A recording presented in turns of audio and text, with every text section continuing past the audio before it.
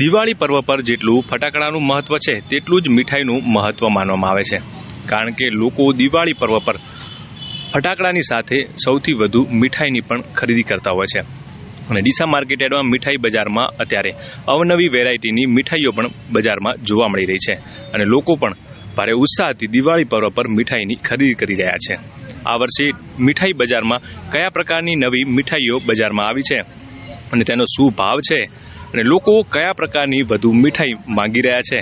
મીઠાઈ બજારમાં અત્યારે સૌથી વધુ કઈ મીઠાઈનો ક્રેઝ જોવા મળી રહ્યો છે, સાથે જ ગત વર્ષની સરખામણીએ આ વર્ષે કઈ નવી વેરાયટી આવી છે, આવું જાણીએ. અમે મીઠાઈના વ્યવસાયમાં 20 વર્ષથી જેવો જોડાયેલા છીએ. અમારું મીઠાઈ બજાર જલારામ મંદિર પાસે ડીસામાં આવેલું છે. અમારે ત્યાં મીઠાઈની વેરાયટીઓ અલગ અલગ જાતની મળી રહેશે. જે એમાં માવા મીઠાઈ હોય છે, બંગાળી મીઠાઈ હોય છે, ડ્રાયફ્રૂટની મીઠાઈ હોય છે.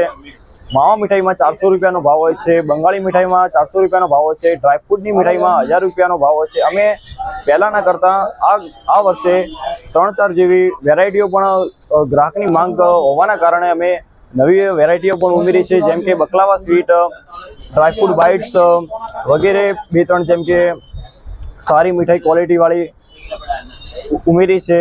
દિવાળીના પર્વ નિમિત્તે જેટલા હિન્દુઓનું મહત્વ ગણવામાં આવે છે તેટલું જ ફટાકડાનું મહત્વ પણ ગણવામાં જેટલો ફટાકડા ફોડે છે એ રીતે જ મીઠાઈ પણ એકબીજાને લોકો ગિફ્ટ આપીને ખવડાવતા હોય છે. દિવાળીના બેસતા વર્ષના બીજા દિવસે જ લોકો મીઠાઈથી મું મીઠો એકબીજાથી કરાવતા હોય છે. લોકો એકબીજાને પરિવારમાં કે ક્યાં મીઠાઈની ગિફ્ટ કરી આપીને તેમને મું મીઠા કરાવતા હોય છે. અમારે અહીંયા રાજસ્થાન નજીક હોવાના કારણે રાજસ્થાનથી મારવાડી લોકો મીઠાઈ ઘણી ખરીદી કરે છે અને મારવાડી લોકો પણ એક મીઠાઈની સારી ખરીદી પણ જોવા મળે છે.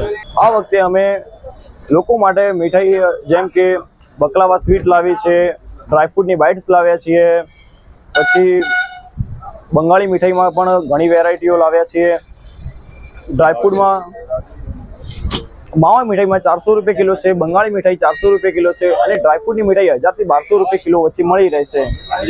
અને માર્કેટ બજારમાં ગત વર્ષ કરતાં આ વર્ષે સારો એવો મીઠાઈનો જોવા મળી રહ્યો છે અને મીઠાઈમાં અમારે ગત વર્ષ કરતાં ભાવમાં કોઈ ફેરફાર થયા નથી. એના એ જ ભાવમાં અમે મીઠાઈ આપીએ છીએ. દિવાળી નિમિત્તે અમે લોકોને ગત વર્ષે અમારે 70 જેવી વેરાયટીઓ મીઠાઈમાં હતી અને આ વર્ષે અમે મીઠાઈમાં 15 જેટલી મીઠાઈઓ વધારો કરીને લોકોને વેચાણ માટે આપીએ છીએ, ટેસ્ટ કરાવીએ છીએ અને લોકોને તે મીઠાઈઓ પસંદ પણ આવે છે. અમે જેમ કે બકલાવા સ્વીટ વગેરે બાઇટ્સ, ડ્રાયફ્રૂટમાં બાઇટ્સ એવી મીઠાઈઓનો જે લોકોની માંગ હોવાના કારણે અમે એમાં મીઠાઈઓમાં વધારો કર્યો છે. એનો ભાવ 1000 થી 1200 રૂપિયા કિલો વચ્ચે છે. કેમ ડ્રાયફ્રૂટની હોવાના કારણે એમાં ભાવ અને એને ક્વોલિટી બંને મેન્ટેન રાખીને અમે આપીએ છીએ. અત્યારે મીઠાઈ માર્કેટ સારું એમ તેજીમાં દેખાય છે. મીઠાઈનો આ દિવાળીનો તહેવાર છે એટલે મીઠાઈ લોકોને એકબીજા ઘણા ખરીદી રહ્યા છે. લોકો વધારે જેમ કે મિક્સ માવા મીઠાઈ, કાજુ કતરી, બકલાવા સ્વીટ, બંગાળી આઈટમ એ વધારે લોકો લઈ જાય છે અને કોઈક એકબીજાને ગિફ્ટમાં પણ આપતા હોય છે. દિવાળી પર્વ પર જેટલું ફટાકડાનું મહત્વ માનવામાં આવે છે તેટલું જ મીઠાઈનું પણ મહત્વ ખૂબ જ માનવામાં આવે છે. અત્યારે મીઠાઈ બજારમાં લોકો સૌથી વધુ ફટાકડાની સાથે મીઠાઈની પણ ખરીદી કરવા જોવા મળી રહ્યા છે.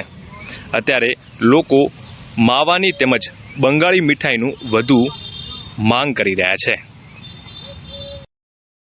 મારું નામ સાંકલા પ્રિન્સ દશરથભાઈ છે. હું ડીસાનો રહેવાસી છું. હાલ તહેવાર ચાલી રહ્યો છે દિવાળીનો. હું અવારનવાર લગભગ છેલ્લા 2-3 વર્ષથી આટલે ખરીદી કરી રહ્યો છું.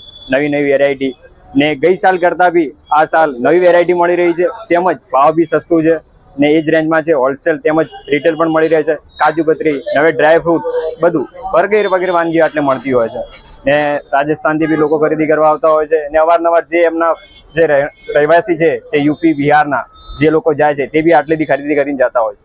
મીઠાઈનું ખરીદીનું કારણ છે લોકો દિવાળી પહેલાં તો ફટાકડા ફોડતા હોય છે, પછી એના બીજા દિવસે બેસતા વર્ષનો તહેવાર હોય છે એટલે લોકો એકબીજાને શુભેચ્છા પાઠવીને મોં મીઠું કરાવતા હોય છે એટલે લોકો મીઠાઈ ખરીદી કરતા હોય છે. મીઠાઈ માર્કેટમાં તો ફટાકડાનો માહોલ કરતાં મીઠાઈ માર્કેટમાં સૌથી વધારે દેખાઈ રહ્યો છે હાલે.